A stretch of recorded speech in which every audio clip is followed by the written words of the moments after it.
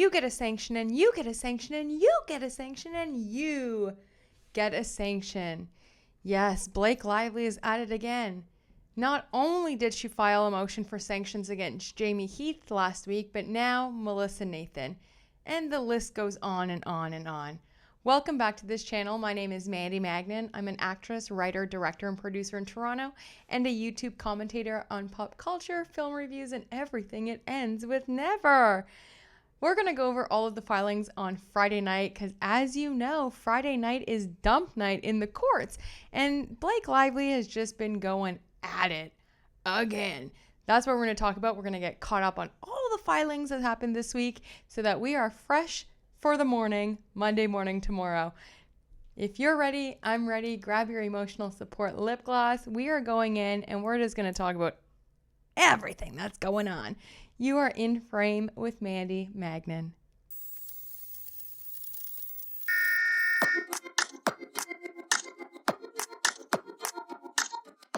So now we have sanctions being filed by Blake Lively for Justin Baldoni, Wayfarer. Last week it came for Jamie Heath for not producing all videos of his at-home birth. All videos. Even though they had never asked for all videos before that, just the video that was shown on set. And then on Friday, October 31st, she is now requesting sanctions against Melissa Nathan. A motion for sanctions is one of the most rare things ever granted and one of the most extreme things that you can ask for. So I feel like maybe Blake was talking with her lawyers and being like, what else can I do? What else? What else? What are the steps? And they went over all the things that they can do. And they're like, and then, then I guess we can file for sanctions. I mean, it's rare and it's not used often. It's very extreme. And she was like, it's extreme. Let's do it. Because it's like every other day in the past week now, we've just had sanctions from Blake Lively's team. If it's not evidence spoliation, then it's, because they didn't show all the birthing video, which I think is so wild that she's asking for all video from Jamie Heath's wife's birth. Absolutely so invasive, so disrespectful, and it's complete nonsense. The only video Jamie Heath should have to produce is whatever video he had stored on his phone during the filming. But she's at it again. The courts was a little crazy on October 31st, so we're just going to go over a few things that were filed so we're all caught up. So there were some things unsealed, which we'll look at. The sanctions for Melissa Nathan, I can't even say it with a straight face. The sanctions for Melissa Nathan, as well as the Wayfarer people have filed a letter for an extension of time to answer these motions for sanctions, especially the one on Jamie Heath. So let's start first with Jamie Heath because I have some very interesting things that are on the timeline that I also like to get into. So this is the response by the one and the only Mr. Kevin Fritz. And he is just asking the judge for an extension to reply to these crazy motions. I mean, as we know now, they're well into expert discovery, expert rebuttals, depositions are closed, and they're going to be filing definitely a summary of judgment, as well as they've already filed the motion for judgment on the pleadings, which those deadlines are coming up, and they are meeting with the judge on December 9th. So the fact that she just keeps going, they don't have time to keep answering all of these frivolous motions for sanctions. They're preparing the judgment on the pleadings, the summary judgment. They're preparing, they were preparing Jen Abel's counterclaim to Stephanie motherfucking Jones. I just posted the video of that entire counterclaim, which has some real juicy information in it because now there is actual evidence that Stephanie motherfucking Jones and Blake Lively were in communication and talking together for an entire month before the Van Zandt sham lawsuit was filed. Okay, this is the response from Kevin Fritz about the sanctions for Jamie Heath for not producing all birthing videos of his home birth with his wife. As counsel for Wayfarer Studios LLC, Justin Baldoni, Jamie Heath, Steve Sarowitz, It Ends With Us Movie LLC, Melissa Nathan, the Agency Group PR, Jennifer Abel, collectively the Wayfarer parties. The Wayfarer parties respectfully request an extension of time to and including November 6th, 2025, in which to respond to Blake Lively's motion for sanctions concerning a video of Jamie Heath's wife shortly after the birth of their child. Given that Miss Lively improperly filed the motion as a letter motion, the current date for opposition to the motion is November 3rd. In accordance with Rule 4C of Your Honor's rules, although we requested that Miss Lively consent to the extension sought herein, she refused without explanation. The motion seeks unwarranted and draconian relief. An Order 1, compelling Mr. Heath to produce all video footage depicting the birth of his child, which was never previously requested or ordered to be produced. And 2, precluding Mr. Heath from testifying about the nature of the image shown to Miss Lively and the circumstances related to showing the image, which is disputed. The preclusion of evidence for failure to respond to a discovery request is a drastic remedy.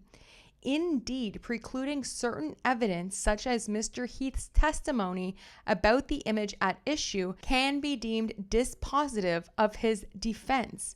Yeah, of course. So not only is she asking the judge to order Jamie Heath and his wife to produce all video taken at their home birth, but also to not allow Mr. Heath to testify whatsoever to this birthing video, what he showed, nothing.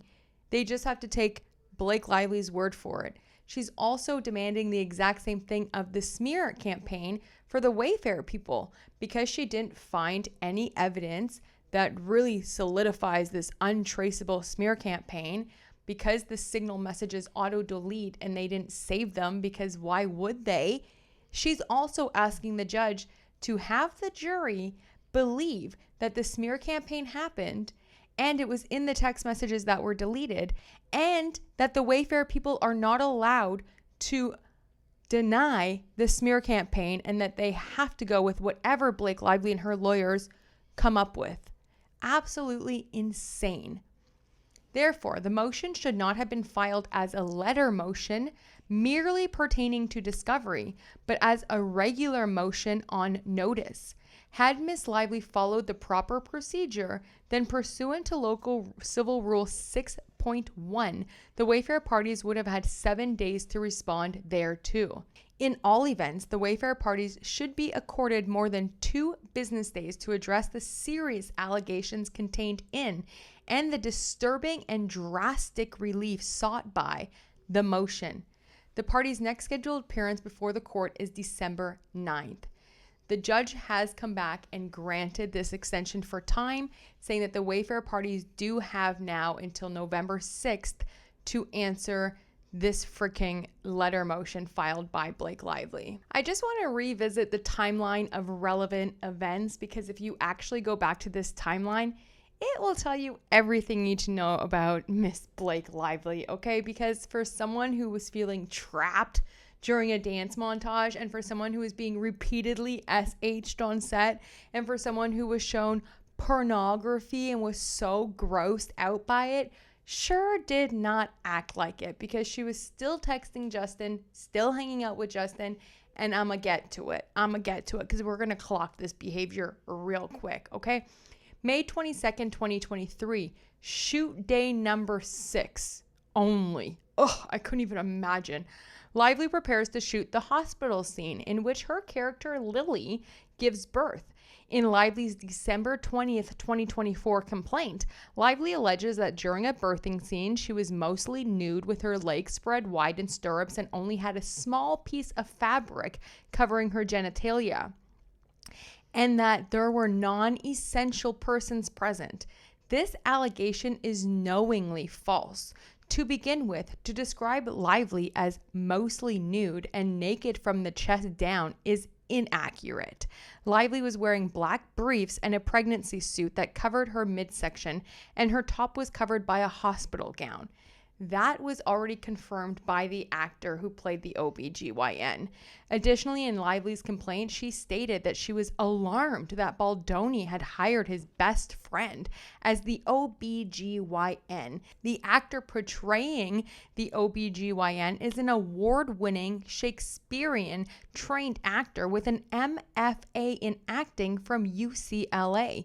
In addition to appearing on numerous hit television shows, he has toured nationally with a Tony Award-winning acting company and attended Oxford's acting program on a full scholarship. His engagement was no different than the engagement of Lively's sister, who was hired because she is Lively's sister. Despite their personal relationship, they are both experienced professional actors. Lastly, in Lively's complaint, she states that the set was crowded, chaotic, and utterly lacking in standard industry protections for filming nude scenes. For one, Lively was not nude, nor did the set diverge from industry standards. Further, closed set protocols were followed every day on set. Note, Lively alleges that Steve Sarowitz was present for the filming of the birthing scene. This is entirely false. Mr. Sarowitz arrived later in the day after the birthing scene had already been shot.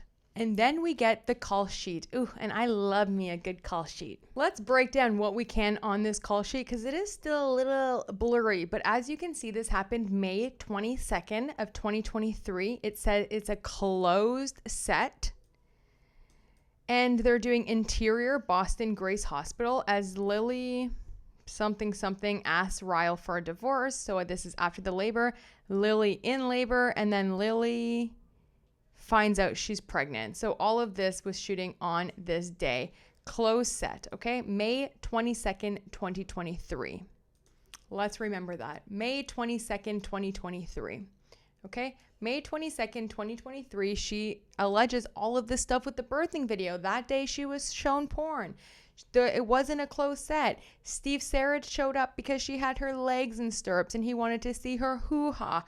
The OBGYN was played by Justin Baldoni's best friend. She wasn't covered, even in her own complaint, how she says in the footnote that there was a piece of fabric there. Anyway, all of this stuff happened on that day, right? So like alarms going off.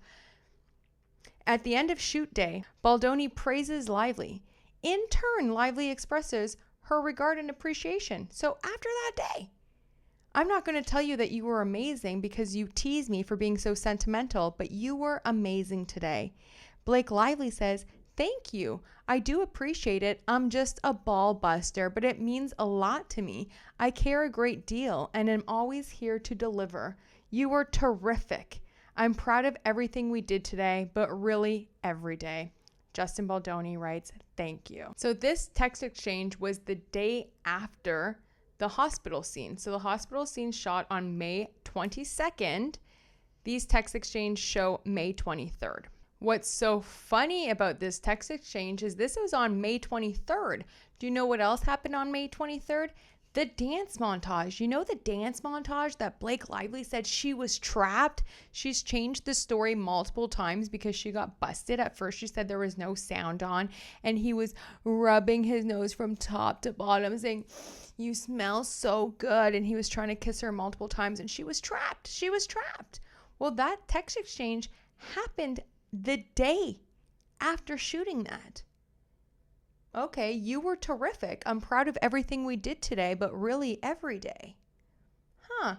Interesting how she can say that knowing the day before was the chaotic birthing scene where she was shown porn and when she was so abused on set and it was so chaotic and she had her legs in stirrups and nothing covering her and she yelled for clothing and for a cover-up so many times and everyone ignored Blake Lively on set.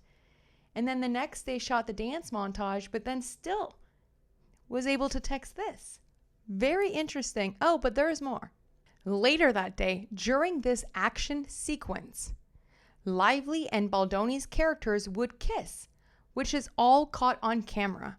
Lively's complaint later accused Baldoni of discreetly biting and sucking on Miss Lively's lower lip during a scene in which he improvised numerous kisses on each take. As shown in the below script pages, The kissing was not improvised. It literally says in the heading of the scene, we watch these four live it up at the bar in their onesies, laughing and drinking, Ryle grabbing Lily around the waist and kissing her as, then it cuts off. First of all, then she had a problem with taking her jacket off and being in a onesie. It literally says they're all in onesies. Then it does say Ryle grabbing Lily around the waist and kissing her. We're not done. During lunch, as part of a continued creative discussion that Baldoni and Lively were having about the hospital birthing scene, Baldoni asked Heath to show Lively his wife's post-home birth video, stating to Heath that Lively had not seen one and was presumably interested in watching. So obviously there was a conversation about the home birth and Jamie's home birth because Justin knew that Blake had never seen one before. So there was a conversation about it. It just didn't come out of thin air, okay? Baldoni himself had seen the video prior and felt it was demonstrative of the spirit of his vision for the birthing scene. Heath agreed to share this deeply personal video and approached Lively with the video in hand. He proceeded to show her 1 second of it before Lively asked if Heath had permission to share the video, to which Heath confirmed that he did. Lively stated she would like to see the video but asked to watch it after finishing her lunch. Heath did not press the matter and moved on. Lively never did see the video beyond the 1 second clip shown to her. The video in question showed Heath and his wife cradling their newborn daughter post-birth. Notably, his wife was not in labor in the video. In fact, the video begins with the cries of a baby while she is resting on her mother's chest. A still image of this moment is included below. Heath's wife remains covered with a towel for the duration of the video, submerged in water and holding her newborn. This entire interaction between Heath and Lively lasted less than 30 seconds. Lively later took this 1 second clip and called it pornography and stated that Heath showed her a video of a fully nude woman with her legs spread apart. The attempt to transfer this benign event into an act of sexual misconduct is intentionally offensive, and to characterize a photo with a newborn baby as pornography is perverse. So all of this happened on the 22nd and the 23rd, okay? On the 23rd that evening, Baldoni and Lively's character filmed a romance montage, slow dancing at a bar, completely in their own world. And that's the dance montage. Still, weeks after this whole repeated SH, right? Still, in June, she's texting him, "Thanks so much for this text. I appreciate your empathy and I give it in return. You're in the same boat. I'm always trying to give my all and then half again more. You do too, and I appreciate it. X." Still, even the 22nd and the 23rd, where all of this stuff happened, right? The dance montage, the birthing scene, the violations, the being trapped, all of this stuff. On June 2nd, so a week after, she's inviting Justin into her trailer while she's pumping to go over lines. Does that sound like someone who feels trapped around a repeated sexual predator? Someone that was repeatedly sexually harassed by this man? I'm just pumping in my trailer if you want to work out our lines. And there's more, right? So this is just so bananas, because how can you say on this day during the birthing scene you were shown porn, all of this stuff happened to you, it was chaotic, men showed up just because you were going to have your legs open in stirrups, but then you're still inviting the same man into your trailer while you're pumping afterwards, when there is just so much evidence against every single claim that she's had, and now she's even pulled 2 of her biggest claims. I just don't know how she has the gusto to keep going and keep asking for sanctions and all of these demands, and like, oh my gosh. There was also that conference on October 3rd. We still don't get the transcript, but I guess the transcript is ready, so the official transcript is going to be out now, and they're just wondering if there should be any redactions from the lawyers. So that's going to be filed, but that was quite a while. Like, that was almost a month ago. But anyway, that just hit the docket too. And now we come to the sanctions for Melissa Nathan. Miss Lively, I'm so sorry. It's just like everyone get a sanction. Everyone's sanctioned. It really reminds me of Oprah. You get a sanction and you get a sanction and you get a sanction. Miss Lively respectfully moves the court to sanction defendant Melissa Nathan pursuant to Rule 37 of the Federal Rules of Civil Procedure for failure to comply with the court's August 27, 2025 order compelling the correction and production of certain materials, including but not limited to documents bearing improper redactions. Now, just knowing how improper Blake Lively has redacted things and also has not redacted things that she should have, like medical information, addresses, phone numbers. I think it's just what a battle you're trying to pick on redactions over. It's just, it's nuts, and it's so two-sided. It's so hypocritical of her, you know? In her document production subject to the order, Ms. Nathan produced documents bearing revised text box redactions, which exposed over 35 documents bearing impermissibly broad, non-responsive redactions. Ms. Nathan traded one deficiency for another, and in doing so failed to address her improper redactions as the court directed. The court should enter an order directing Ms. Nathan to produce unredacted copies of the challenged documents and to reimburse Ms. Lively for all reasonable attorney fees and costs incurred by Ms. Nathan's failure to comply with the order.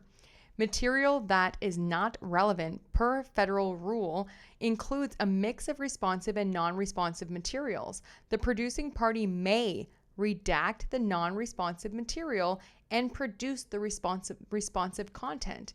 The ESI stipulation further specifies how redactions should appear, instructing that any non-responsive redaction should make clear the reasons for the redaction, using text box redactions, and that personally identifiable information shall be redacted with a black box. So apparently they didn't even redact them right. So she's like, oh my God.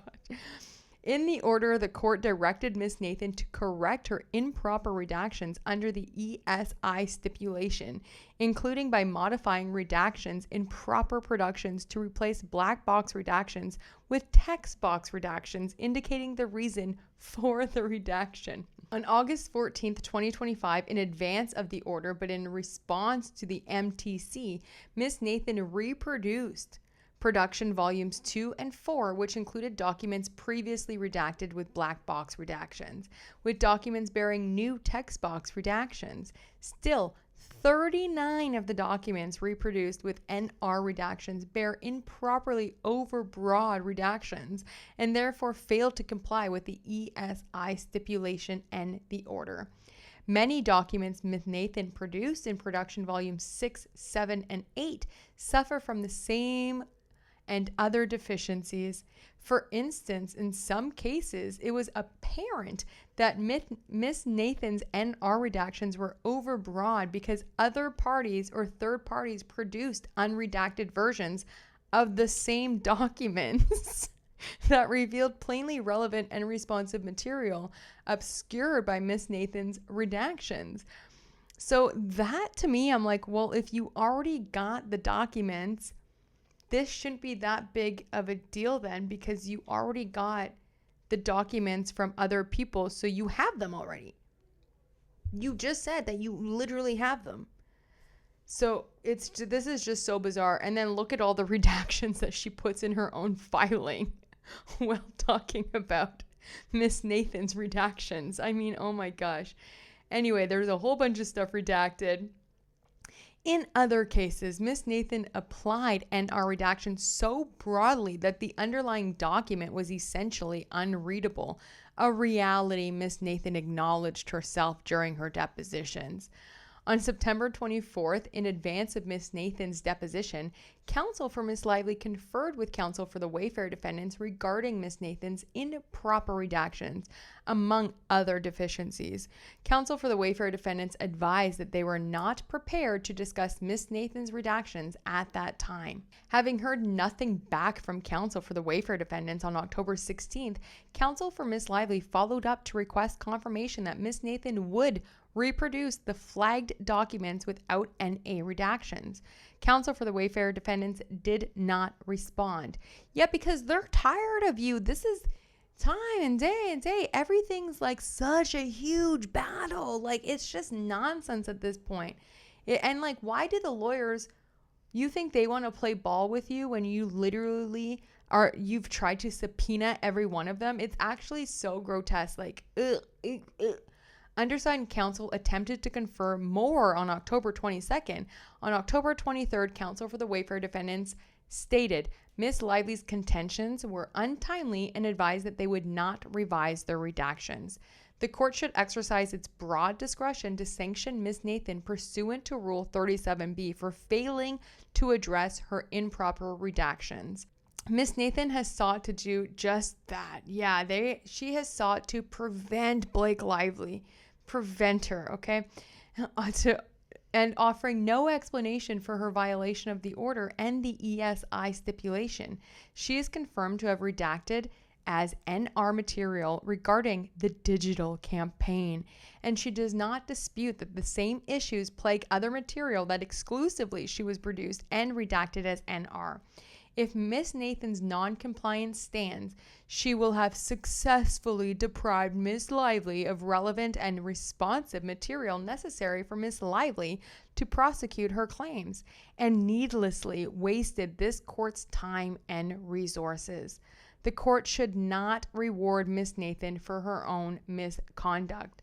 Accordingly, the court should order Miss Nathan to reproduce the challenged documents without redactions within a week of the court's order and reimburse Miss Lively for reasonable attorney fees and expenses incurred by Miss Nathan's failure to comply with the order, including but not limited to those associated with the instant motion and correspondence regarding Miss Nathan's discovery deficiency. Get out of here. If you already have the documents from other parties and third parties, this isn't going to prove nothing then. It's mind-boggling the type of fights that she's picking and making them into massive battles. Oh my gosh, I can't wait for all of the Wayfarers' responses on all of these motions for sanctions because it's getting out of control. And something that was unsealed by Judge Lyman is Blake Lively's amended disclosures, and you're not going to believe the list of people she has put. Let's get into it. Okay, so right off the bat, yeah, you have Blake Lively. Yeah, of course. But this is from Blake Lively. Now, this is her amended initial disclosures. So this was like the newest one, okay? So this is very interesting. So she names Blake Lively, okay, Ryan Reynolds, interesting, Leslie Sloan, Stephanie Jones, Justin Baldoni, Jamie Heath. I mean, these are all pretty normal. Steve Sarowitz, of course, anyone that was, all of the Wayfarer defendants. It Ends With Us movie, The Agency Group, Jennifer Abel, Melissa Nathan, Jed Wallace, Street Relations, Brian Friedman. Okay, she wants to bring him up. The retaliation campaign and retaliatory conduct alleged by Miss Lively.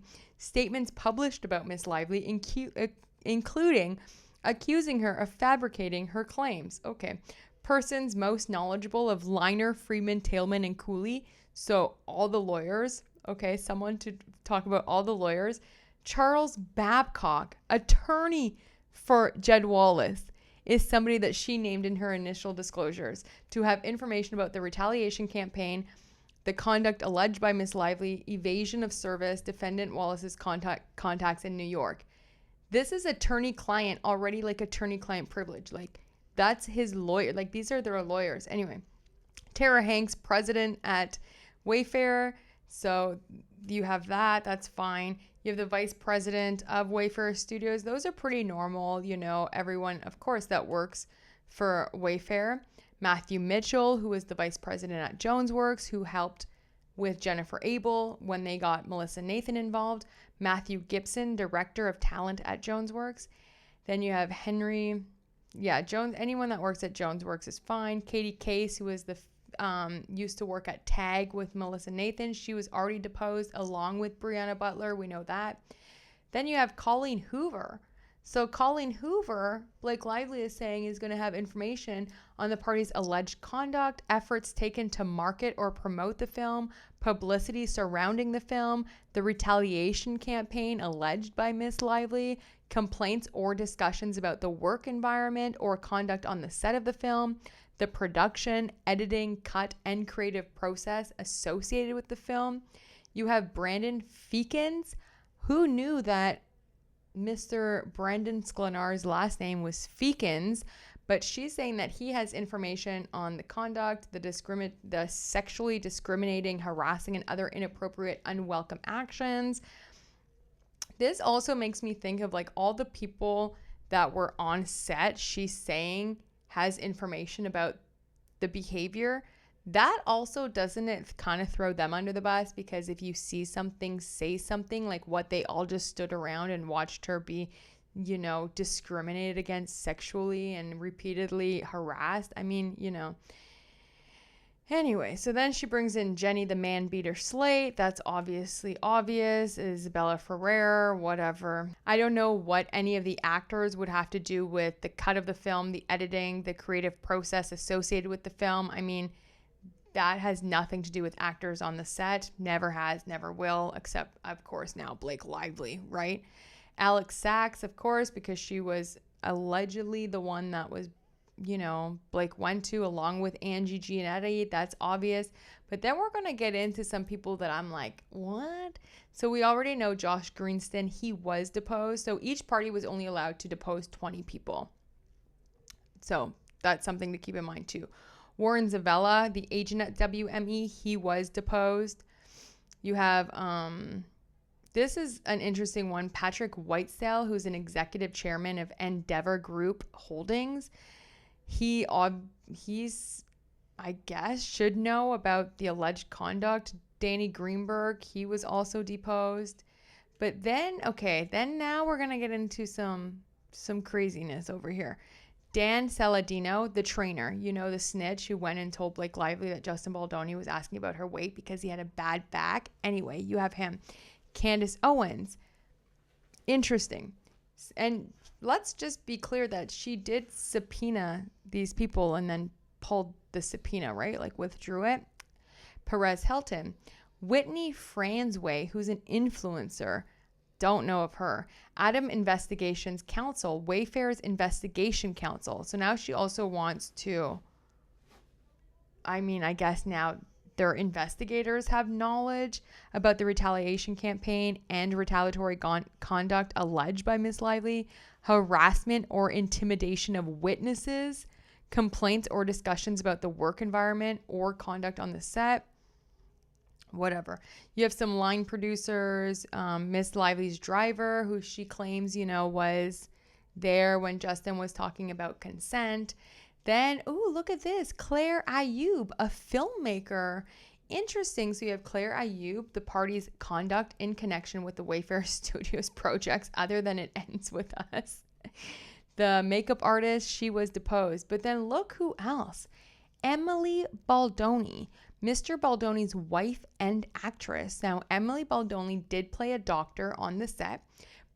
This is Blake Lively's people, okay? So she's calling Emily Baldoni the party's alleged conduct, the sexually discriminating, harassing, and other inappropriate, unwelcome actions, conduct, or comments made during production of the film, complaints or discussion about the work environment or conduct on the set of the film, the production, editing, cut, and creative process associated with the film, efforts taken to market or promote the film, publicity surrounding the film, the retaliation campaign alleged by Ms. Lively. Okay, she doesn't end there.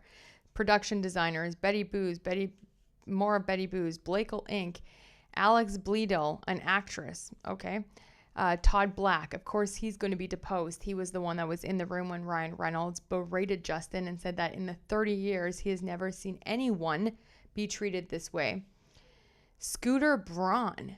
Why? Not sure. But Scooter Braun allegedly is aware of the conduct and the retaliation campaign alleged by Miss Lively. Very strange. And Carol, Miss Lively's hairstylist. It keeps going. So now you have the intimacy coordinators who, of course, are going to be there, okay? The executive editor of the Daily Mail. You have the co-founder chairman of Betty Boo's Holdings, the founder of Maximum Effort and film producer, Ari Emanuel, who we know so well, Blake and Ryan's agent at WME, Family Hive, Blake Brown Beauty, America Ferrera, actress and director. I thought this was very strange. The parties' alleged conduct, complaints, or discussion about the work environment or conduct on the set of the film. Interesting. Okay. And then you have the author and Colleen Hoover's friend. Okay. Look at that. Flossom Talk. But you pulled the subpoena from Flossom Talk, right? So very interesting, but she still has her here.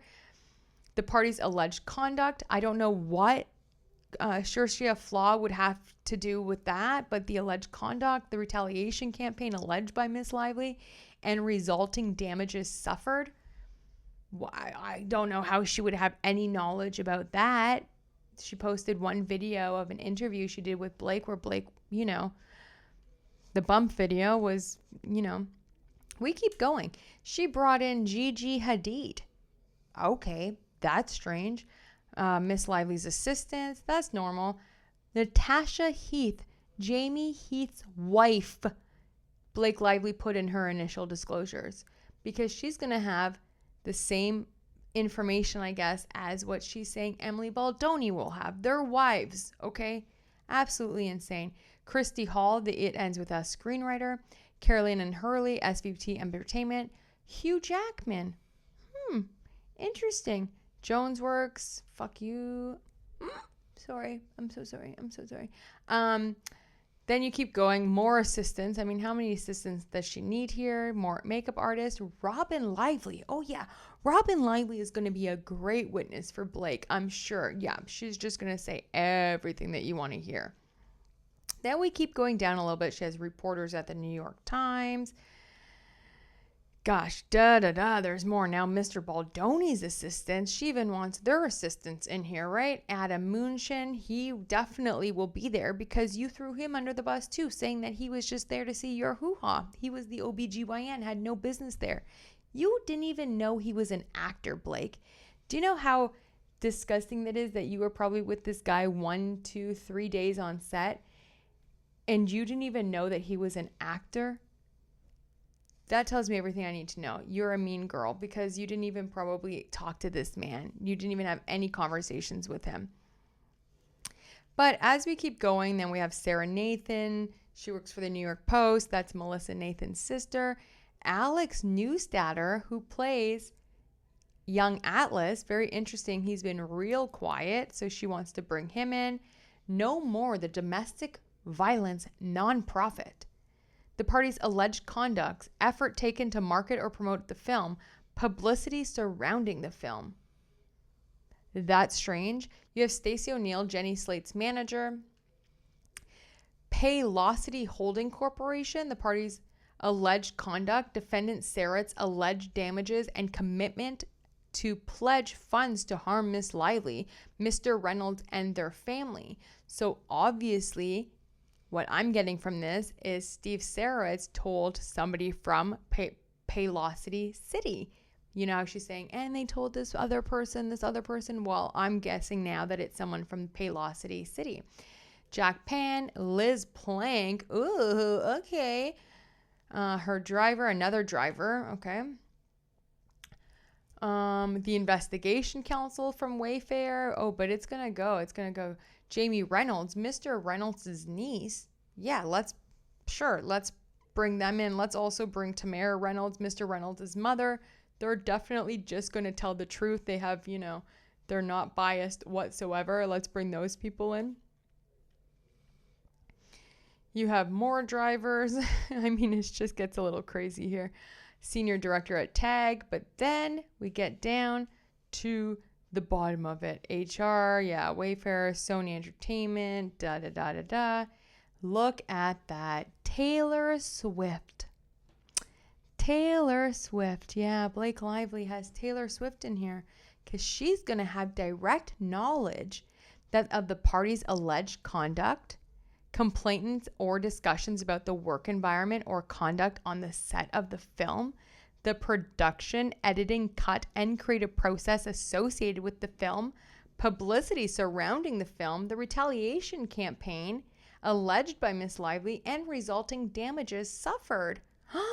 That's so crazy, because didn't Taylor Swift come out and make many statements now saying she has zero information on anything that happened with the movie? One of you isn't telling the truth. And you get it. It keeps going. A bunch of other actors. I mean, the list is just Megan Twohey, James Vituska. She wants to also bring in someone from the Producers Guild of America. I mean, geez, the New York Times, Vision PR, WME. All of these people, okay? And still, do you got evidence? Do you got anything so far? Then she says, in addition, Miss Lively anticipates that other unknown individuals may have discoverable information that may be used to support her claims or defenses. Miss Lively incorporates by reference any individuals disclosed in any other party's Rule 26A disclosures, including those disclosed by the parties February 18th, 2025, and reserves the right to obtain discovery in support of their claims and or defenses from such individuals. Miss Lively is entitled to compensatory mental anguish and punitive damages, including treble damages arising from the injuries identified in her amended complaint, as well as attorney fees and costs. At a later date, Miss Lively will provide an estimate of damages in an amount to be determined by an expert in accordance with the scheduling order in this case. Miss Lively also seeks damages in an amount to be determined by the court under the New York anti-SLAPP law. So if there's any other questions about who keeps dragging Taylor Swift into this, it's her girl pal, her best friend, Blake Lively. And I think it's real funny that Taylor Swift's people have come out and made so many statements saying they don't have nothing, they don't know nothing, da da da da da da da. But then yet Blake is like, she knows everything. She was my best friend. Somebody's not telling the truth and it's all going to come out. But that's everything that's been filed. We're all caught up to date. Okay, there's just a lot of just madness going on right now, grasping for straws. It's going to get a lot more interesting, I think, before it's over. Okay, there's going to be way more coming out, I think. I hope you all are having a great weekend. Happy Sunday. Today wasn't the best day in the city. Kind of a bummer. The Toronto Blue Jays lost the World Series last night, and it's a heavy-hearted city today. Even walking around, you can just tell the energy is just not good. It was an epic series, though. I mean, you can't be disappointed in the boys. They gave it everything they had. I mean, they made it to the World Series. They played their hearts out. They made heroes of players that no one even knew their name. I mean, Trey Savage in April was pitching at the lowest level of baseball, and now he's, a household name. They broke record after record after record. It was just the most unbelievable thing to witness. And yeah, there's always next year. So it was kind of just so disappointing. It was very sad last night, heartbreaking, when you see your team, especially in the home city, and they gave it the most valiant effort a team could have. They fought so hard, and still sometimes it's like the best team doesn't win. Just like in acting, the best self-tape or the best actor doesn't necessarily always get the part. In life, you also just need that little bit of luck. And unfortunately, it just wasn't with the Blue Jays last night. So that was pretty sad. It was pretty heartbreaking. So it's going to be a loss for the ages. But I think this series is going to go down in history. Other than that, I will be back tomorrow with anything else that's been filed. I have a I have a couple of deep dives I'm going on, something other than It Ends With Us. That will also be out this week. And some more videos in the members this week is coming. So very excited. If you haven't joined the membership, please do. And there's also merch and swag down below to support Justin Baldoni and Wayfarer. I want to thank you so much for being here. It's honestly always a pleasure. Thank you. Thank you for just supporting me, supporting this channel, engaging with me. I mean, you truly keep me going. So thank you so much. I hope you're having the best night, and I'll talk to you soon. I love you. Take some time for you tonight. Recharge so that Monday you are ready to go, baby. I'll talk to you soon. Love you. Bye.